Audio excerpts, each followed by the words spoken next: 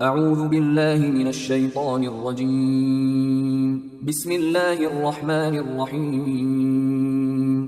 سورہ نمل آیات نمبر 22 تا 37 میں سلیمان علیہ السلام اور ملک سبا کی ملکہ کا واقعہ بیان کیا گیا ہے کہ انہیں وہ قوت و شوکت عطا کی گئی تھی کہ یہ کفار اس کا تصور بھی نہیں کر سکتے، لیکن انہوں نے کبھی تکبر سے کام نہ لیا اور ہمیشہ اپنے رب کے شکر گزار رہے۔ اعوذ باللہ من الشیطان الرجیم فمكث غير بعيد فقال احطت بما لم تحط به وجئتك من سبأ بنبأ يقين۔ تھوڑی دیر نہ گزری تھی کہ ہدہد نے حاضر ہو کر کہا کہ میں ایسی بات معلوم کر کے آیا ہوں جو آپ کو بھی معلوم نہیں۔ میں آپ کے پاس قوم سبا کے بارے میں ایک یقینی خبر لے کر آیا ہوں۔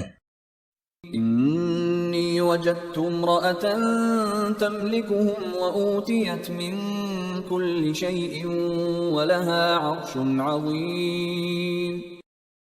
میں نے وہاں ایک عورت دیکھی جو اس قوم کی حکمران ہے، اس کو ہر طرح کا ساز و سامان بخشا گیا ہے اور اس کا تخت بڑا عظیم الشان ہے۔ وجدتها وقومها يسجدون للشمس من دون الله وزين لهم الشيطان أعمالهم فصدهم عن السبيل فهم لا يهتدون۔ میں نے اسے اور اس کی قوم کو دیکھا کہ وہ اللہ کو چھوڑ کر سورج کو سجدہ کرتے ہیں، اور شیطان نے ان کے برے اعمال ان کی نظر میں خوشنما بنا کر انہیں راہ راست سے روک دیا ہے، لہٰذا وہ ہدایت نہیں پاتے۔ أَلَّا يَسْجُدُوا لِلَّهِ الَّذِي يُخْرِجُ الْخَبْءَ فِي السَّمَاوَاتِ وَالْأَرْضِ وَيَعْلَمُ مَا تُخْفُونَ وَمَا تُعْلِنُونَ۔ حتیٰ کہ وہ اس اللہ کو سجدہ نہیں کرتے جو آسمانوں اور زمین کی چھپی ہوئی چیزوں کو باہر نکالتا ہے، اور جو ہر اس چیز کو جانتا ہے جسے تم چھپاتے ہو اور جسے تم ظاہر کرتے ہو۔ اللہ لا الہ الا هو رب العرش العظیم۔ یہ آیت سجدہ ہے، یہاں سجدہ کر لیجئے۔ اللہ ہی کی ذات ایسی ہے جس کے سوا کوئی معبود نہیں، اور وہی عرش عظیم کا مالک ہے۔ قال سننظر اصدقت ام كنت من الكاذبین۔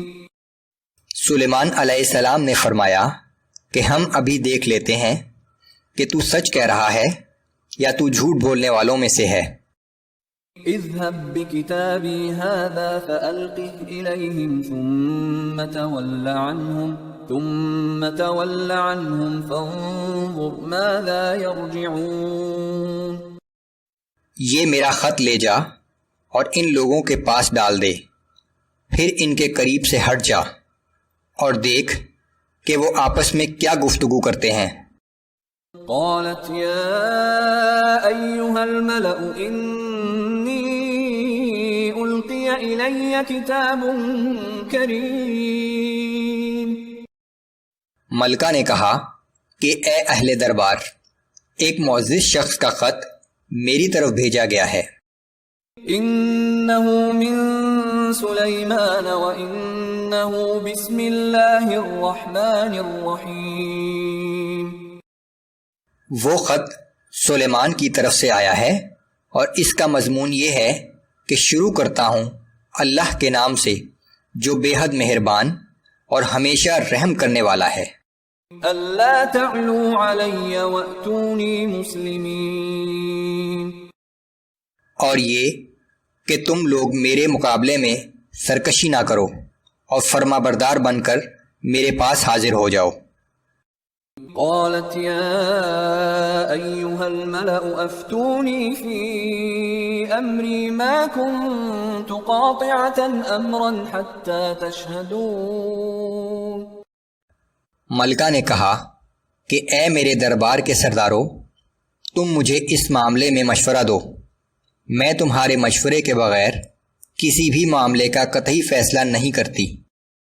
قالوا نحن أولو قوة وأولو بأس شديد والأمر إليك فانظري ماذا تأمرين۔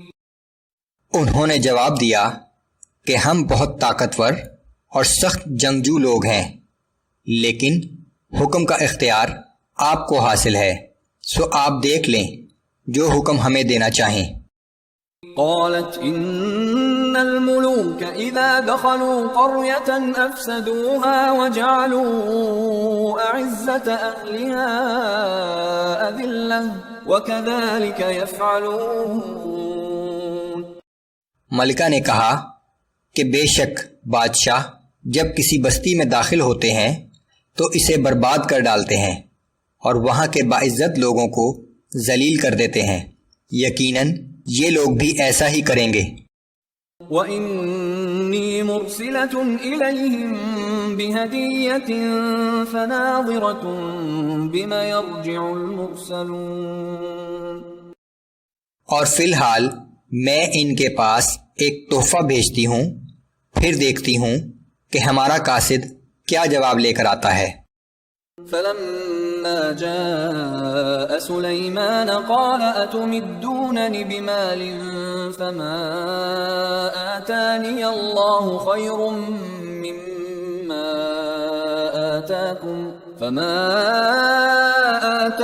اللَّهُ خَيْرٌ مِّمَّا آتَاكُمْ بَلْ أَنْتُمْ بِهَدِيَّتِكُمْ تَفْرَحُونَ۔ بس جب ملکہ کا قاصد تحفہ لے کر پہنچا تو سلیمان علیہ السلام نے کہا کہ کیا تم مال و دولت سے میری امداد کرنا چاہتے ہو؟ سو اللہ نے جو کچھ مجھے دے رکھا ہے وہ اس سے کہیں بہتر ہے جو اس نے تمہیں دیا ہے، بس اپنے تحفے سے تم ہی خوش رہو۔ ارجع إليهم فلنأتينهم بجنود لا قبل لهم بها ولنخرجنهم منها أذلة وهم صاغرون۔ یہ تحفہ لے کر تم واپس لوٹ جاؤ، اب ہم ایسا لشکر لے کر ان پر چڑھائی کریں گے کہ جس کا وہ مقابلہ نہ کر سکیں گے، ہم انہیں وہاں سے ذلیل و خوار کر کے باہر نکال دیں گے اور وہ ہمارے محکوم بن جائیں گے۔